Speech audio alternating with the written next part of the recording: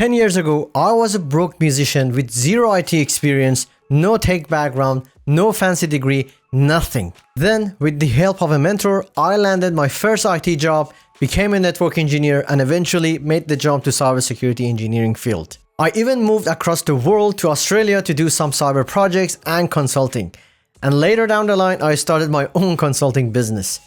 Honestly, no one's more surprised than me at how fast things changed. Now, I've been in the IT industry for over a decade and I help others do the same. In this video, I'm breaking down the top 5 skills you absolutely need if you want to land a technical cybersecurity role in 2025 and beyond. These aren't theoretical. I've seen them in action and used them myself.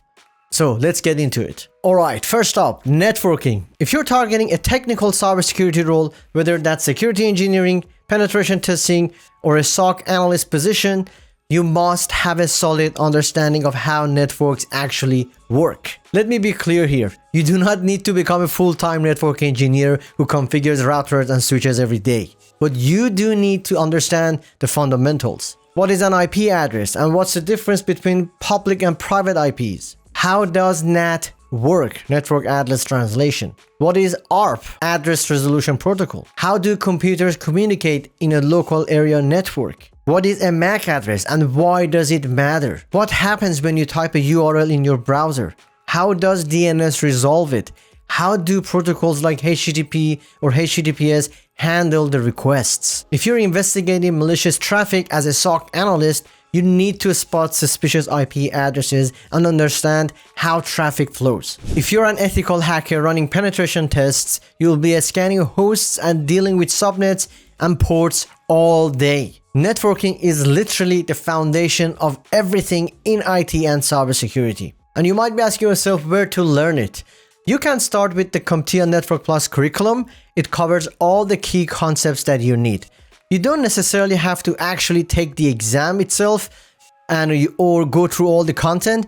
Just try to learn the most important topics there. Professor Messer on YouTube is an amazing free resource. He breaks down topics clearly without overwhelming you. Or you can check out paid courses on udemy.com, which often come with labs and practice tests. Skill number 2, Linux and operating systems. Most of us use Windows or Mac OS daily, so if you can handle Linux confidently, you'll stand out. No, you don't have to be a hardcore sysadmin, but you do need basic command line skills, like how to move and archive files and folders, manage processes, restart services, and check system logs. You might be asking yourself, why does this matter?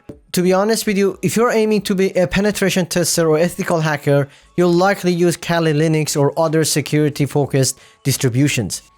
Even if you're a SOC analyst, you might pivot into Linux environments for incident response. Being at least conversational in Linux is a huge advantage. If you want my recommendation on how to learn it, you can set up a virtual machine like VirtualBox or VMware with a Linux distribution on it.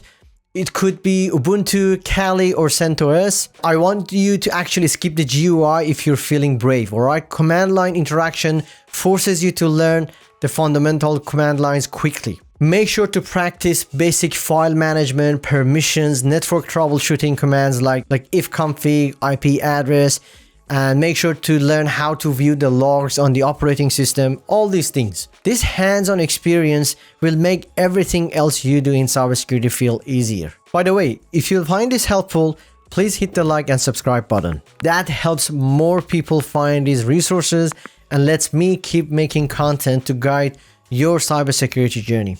Thanks for the support. Skill number 3, cloud computing. The reality is that most organizations out there, up to 90 or 95%, use the cloud in some capacity, whether it's AWS, Azure, or Google Cloud.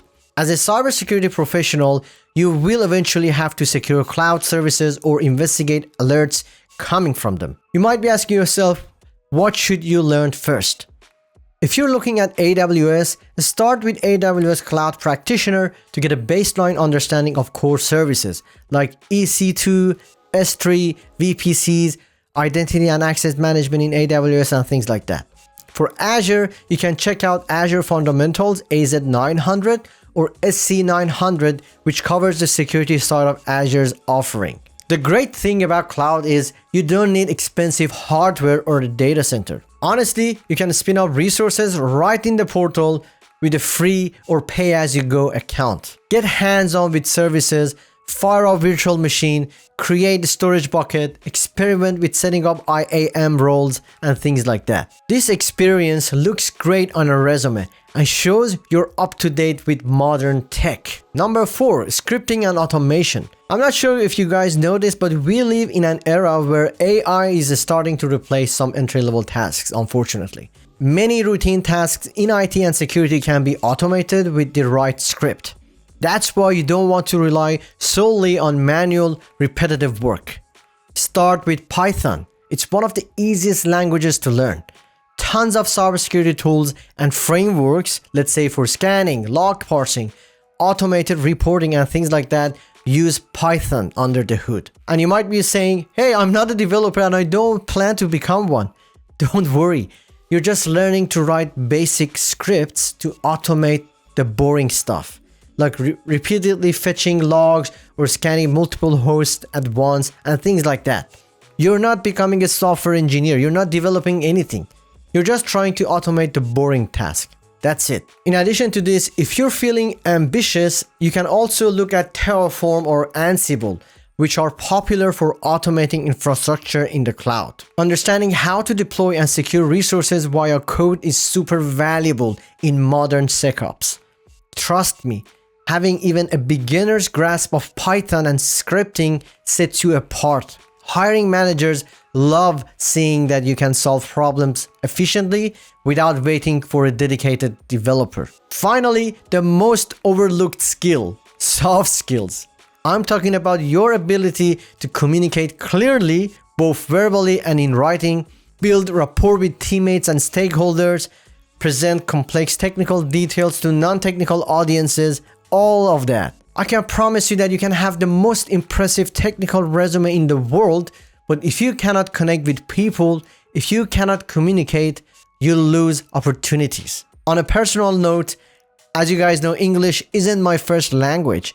I had to work on it, study effective communication, and practice public speaking. One book that helped me was How to Win Friends and Influence People by Dale Carnegie. Another great book is Influence. Don't underestimate how crucial these skills are for interviews, client calls, and presentations.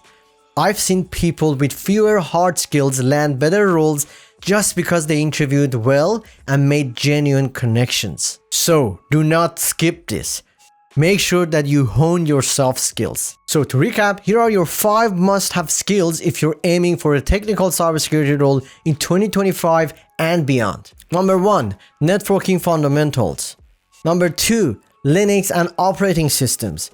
At least make sure that you have a basic understanding on the command line. Third one, cloud computing. Learn AWS, Azure, or Google Cloud. Number 4, scripting and automation. Make sure that you learn the basics of Python, maybe add Terraform or Ansible for cloud automation. And finally, soft skills. Communication, rapport building, and the ability to connect with people. That's it, guys. If you nail these 5 skills, you'll have a massive advantage in the cybersecurity job market. Now, if you want to take it one step further, I've got another video where I talk about the top entry-level cybersecurity projects you can work on right now to make your resume pop. Just click on the link here or in the description to watch the next video. Thank you so much for watching, and I'll see you in the next video.